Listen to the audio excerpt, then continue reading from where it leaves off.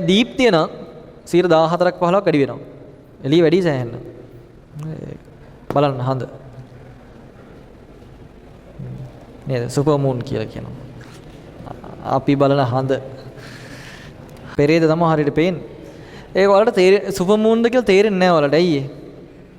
බල හඳ බලන්නේ එකක්.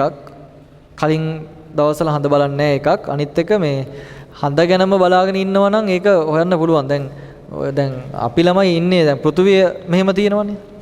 දැන් සඳ මෙහෙම ගමන් කරන ඉලිප්ස් එක නම් අපි ඉන්නේ මේ හරියේ. තේරෙනවද? අහගන්නකෝ.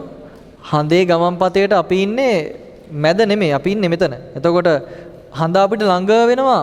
ළඟ වුණා. කවද්ද උනේ? පෙරේදා. පසළොස්වක පොය දවසේ ලඟ වුණා. එදාට දීප්තියත් වැඩි, සයිස් එකත් වැඩි. තේරෙනවද? එදාට දීප්තියත් වැඩි, සයිස් එකත් වැඩි. ඒ කියන්නේ මාර ළඟට පේනවා. එහෙම මාර ළඟක් පේන්නේ නැහැ. ඒක හොයන්න අමාරුයි.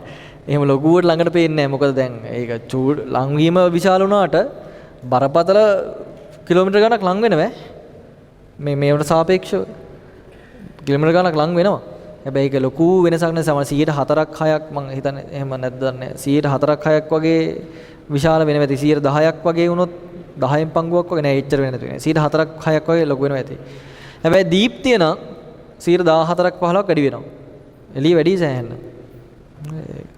බලන්න හඳ. නේද? සුපර් මූන් කියලා කියනවා. අපි බලන හඳ. හරි නේද මේක? මේක තේරෙනවනේ?